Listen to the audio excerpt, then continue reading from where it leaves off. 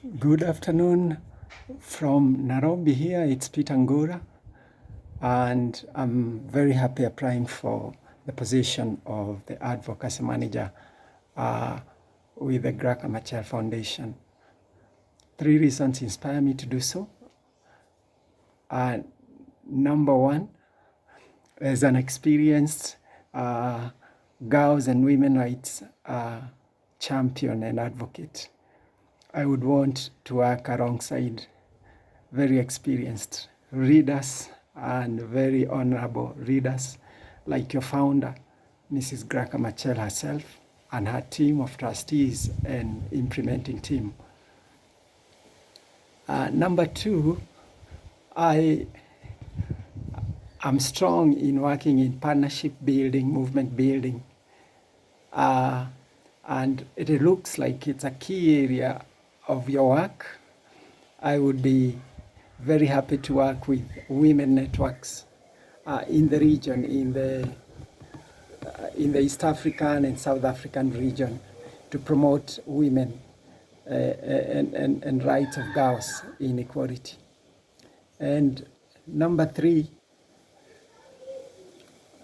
I'm inspired because I feel the timing is right. The timing is right for bold gender equality advocacy in Africa at the moment. Why do I say so? The world is in one accord and has this great momentum on working on climate change. And I think that Africa, especially the women and girls in Africa, have a great chance to bring the truth to the world that climate justice is first and foremost gender justice in Africa, because it affects many women. You know, climate change is affecting many women, many children and their households, bringing poverty, famine, you know, with this very severe consequences. Yet, women in Africa, they are the key producers, key agricultural producers. They are the key workers. Africa relies on agricultural labor force. It's actually an agricultural economy, with 70% of its population relying on agriculture. And women form the bulk of this. 2/3 of the agricultural workforce are women. They are holding the African economy. They are the stewards of the African climate and environment and nature. You know, so, and by the way, they are working double the hours.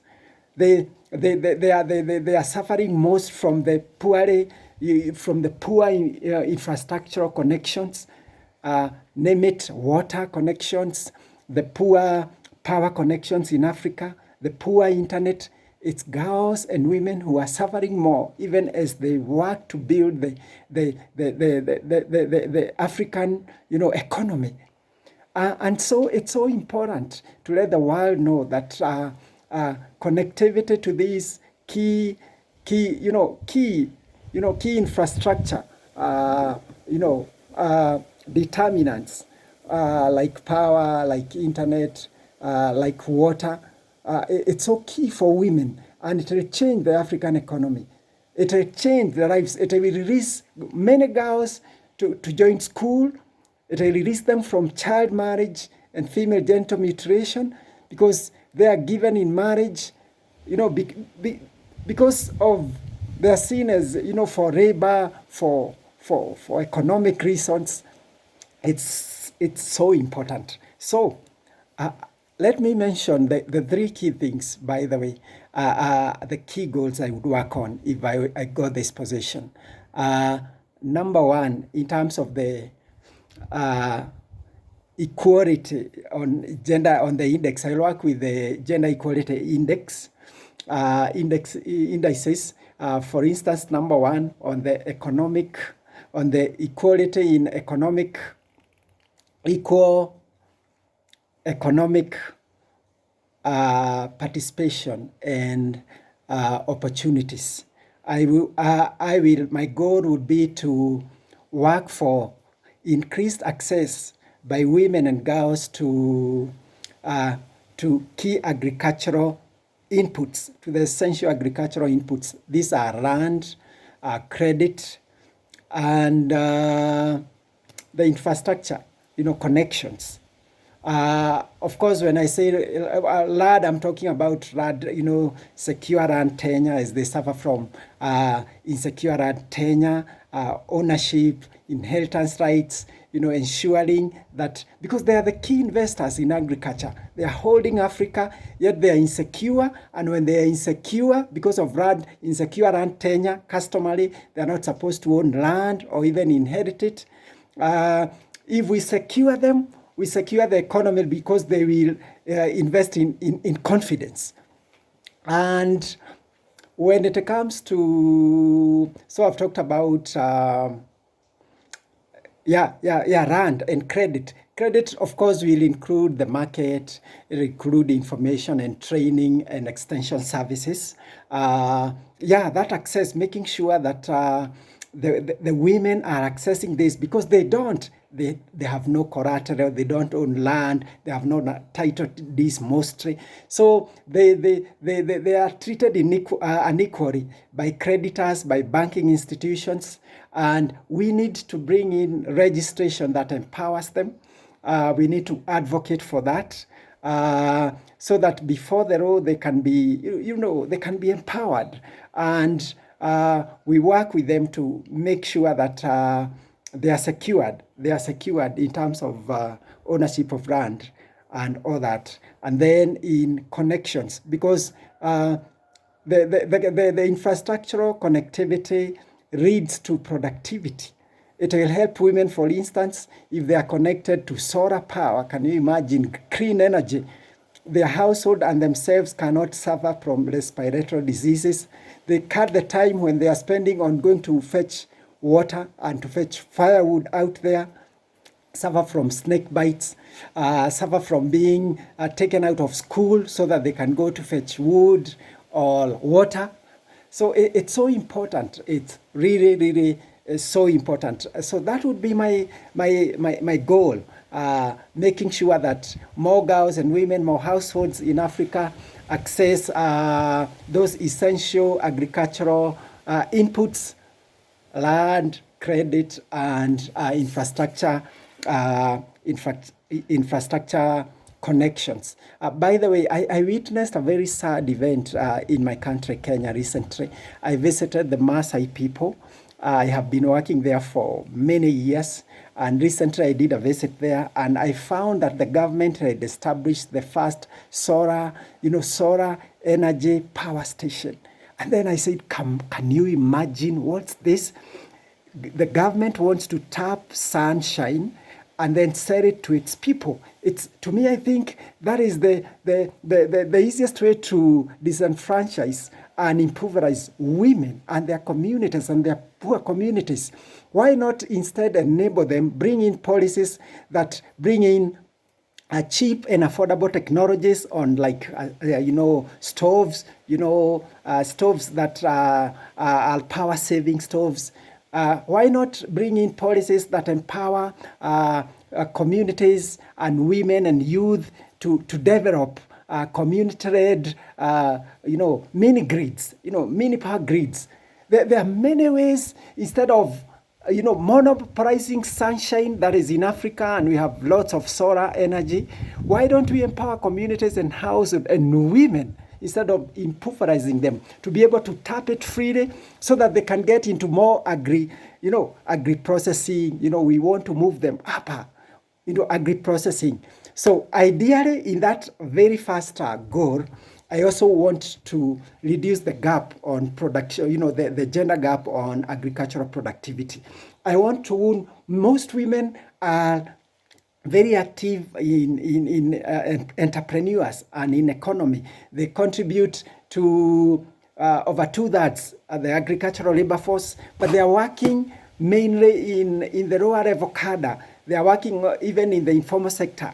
And we need to move them, because they are able to move them into higher level, like agricultural processing, and value addition. And that's how to create wealth for women in Africa. We want to work with them and their networks to be able to move them there because they can access credit, they can empowered in information, and they have broad, secure and tenure. Goal number 2 in terms of human development index, in terms of equality in the human development index. I would want to work on this goal in actually increasing access to education and in-demand skills. In-demand skills for girls and women. I mean, I want to see more girls and women in STEM, doing STEM subjects in high school and also in colleges.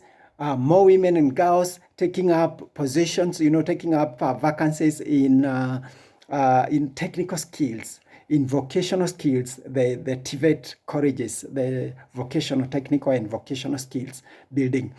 Well, Africa is doing well in the basic education area because most countries have attained almost over 90 or 95.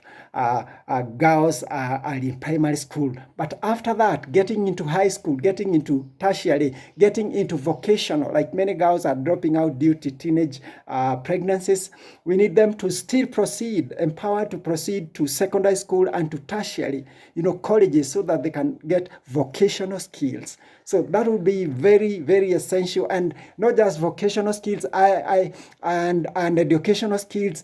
I want them to get in demand, what the world is calling, the future of work skills, more into engineering, more into IT, the skills that are in demand in the 21st century and beyond.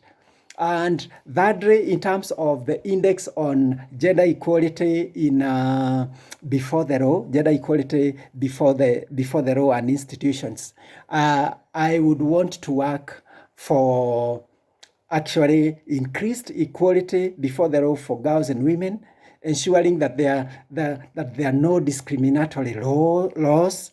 For instance, in Africa, it's only 15 countries whereby there are laws that prohibit gender discrimination during hiring for jobs. We want more countries to join in so that more women can join, formal work, because the bulk of women in Africa are in formal work, and they're being paid lower than men. They're at two-thirds of what their male colleagues are getting. So we want those laws, like the laws that ensure that the age of marriage is when girls are married, it fits them. They are not married when they are underage. They should be 18 and above, They are married when they are able, they are equipped, they are, they are ready for marriage. So those are the kind of roles, equal before the law, that they are treated equal, that the laws do not discriminate, whether it comes to inheritance, whether it comes to property rights, that women and girls are not, dispossessed, disinherited, because the law does not support them, the customary laws do not support them. We need to change, changing those norms and changing the law, advocating for norm change, the customary laws change, and also advocating for change of laws so that we can empower women.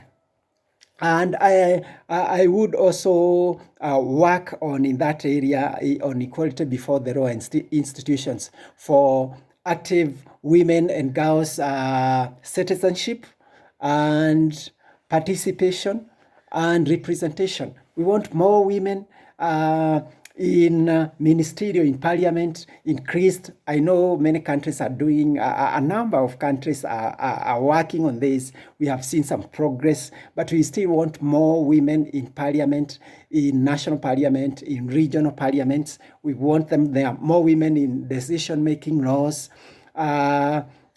We want more in the High Court, more women judges in the High Court, so that we can have inclusive development, inclusive representation, that their voices can be heard. We want to empower them so that they are able, when they take up more leadership roles, when they are represented in committees, even in local committees, in national committees, we know that their